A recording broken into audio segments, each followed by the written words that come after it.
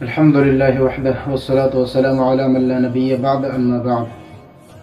عن نبي أيوب رضي الله عنه قال قال النبي صلى الله عليه وسلم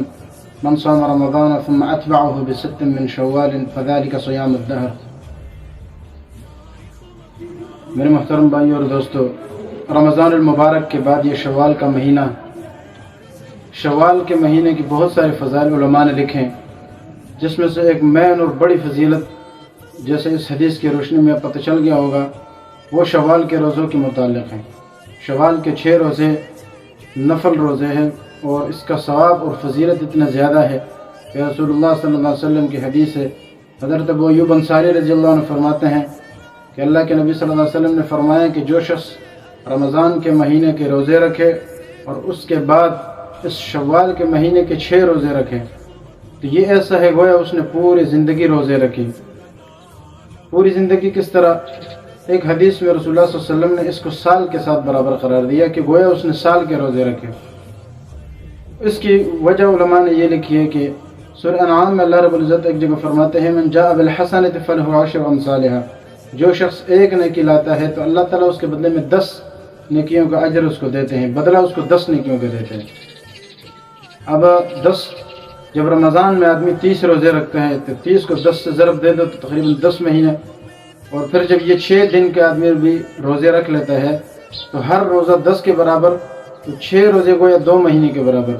تو اس طرح یہ 12 مہینے کے برابر ہو جاتے ہیں۔ اب ہر سال آدمی جب یہی ترتیب رکھتا ہے تو گویا اس نے پوری زندگی روزے رکھ لیے۔ اب یہ جو روزے ہیں اس کی فضیلت اور بھی حدیث میں بہت ساری آئی ہے، لیکن یہی فضیلت اس کے لیے بہت ساری کافی ہے جو حدیث میں آئی ہے۔ اسی طرح دوسری بات یہ بھی ہے کہ اب اس کو رکھنے کی جو ترتیب ہے، نہ یہ فرض ہے نہ واجب ہے، سنت مؤکدہ بھی نہیں ہے، بلکہ عام ایک نفلی روزے ہیں، لیکن اس کی فضیلت بہت زیادہ ہے۔ تو اس کو رکھنے کی ترتیب بھی علماء نے لکھا ہے کہ پے در پہ مسلسل رکھنا بھی لازمی نہیں ہے۔ پورے مہینے میں آدمی جب بھی رکھے، آج ایک رکھے، پھر 2-3 دن کے بعد اور رکھے، پھر اس کے بعد فاصلے سے اور رکھے، مسلسل بھی آدمی رکھ سکتا ہے، جس طرح آسانی ہو آدمی اس طرح روزے رکھے۔ پھر اس کو کب رکھنا ہے؟ بعض علماء نے تو لکھا ہے کہ عید کے دن تو نہیں رکھ سکتے، اس کے فوراً دوسرے بعد آدمی رکھنا شروع کر دے۔ بعض نے کہا کہ پھر بعد میں تاخیر سے بھی رکھ لے، بہرحال اس میں کوئی پابندی نہیں ہے۔ لیکن ایک حدیث میں بخاری شریف کی ایک روایت میں جو اشارہ ملتا ہے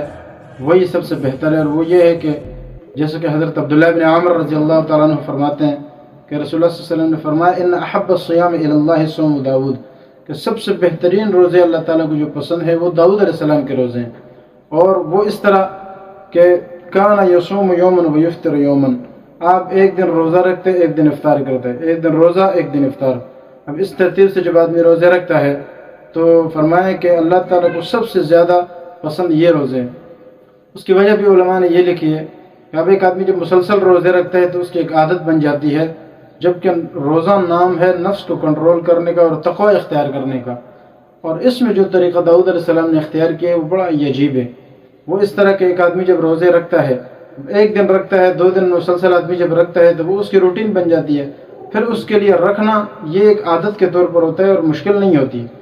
لیکن جب وہ افطار کرتا ہے اور پھر رکھتا ہے، اسی طرح پھر افطار کرتا ہے پھر رکھتا ہے، تو گویا اس میں بار بار اپنے خواہش اور اپنی جو عادت ہے اس کو کبھی بنا رہا ہے پھر توڑ رہا ہے، بنا رہا ہے پھر توڑ رہا ہے، تو اس طریقے سے عادت بنتی بھی جا رہی ہے اور ٹوٹتی بھی جا رہی ہے، تو ایک طرف آدمی خواہش پر نہیں چل سکتا ہے۔ تو یہ اس کی فضیلت ایک بہت اچھی تعبیر علماء نے اس کی لکھی ہے۔ تو اس لیے آدمی روزے رکھے، 6 دن کے روزے ہے، اور علماء نے لکھا ہے کہ بہتر تو یہی ہے کہ آدمی کے ذمے جو قضا روزے ہو وہ قضا روزے آدمی اس کو پورا کرے۔ یعنی ایک آدمی نے کسی وجہ سے روزے نہیں رکھے رمضان کے روزے، اب وہ قضا روزے اس پر فرض ہے، اب لازمی تو یہی ہے کہ یہ قضا، کیونکہ ایک نفل کا درجہ قضا سے کم ہے، تو اس لیے بہتر یہی ہے کہ آدمی قضا روزے کو پورا کرے۔ انسان کی زندگی کا کوئی پتہ نہیں ہے، کسی بھی وقت موت آ سکتی ہے، تو اس لیے آدمی کو چاہیے کہ یہ روزے تو رکھے لیکن قضا روزے رکھے، تو وہ بہتر اس لیے کہ ایک تو قضا بھی ہو جائے گی، اور پھر اس مہینے میں روزہ رکھنے کی وجہ سے امید ہے کہ اللہ تعالیٰ ان روزوں کا ثواب بھی اس میں اللہ تعالیٰ عطا فرمائے۔ دعا ہے کہ اللہ تعالیٰ ہمیں اس پر عمل کرنے کی توفیق عطا فرمائے۔ وآخر دعوانا الحمدللہ رب العالمین۔ يرفع الله الذين آمنوا منكم والذين أوتوا العلم درجات والله بما تعملون خبير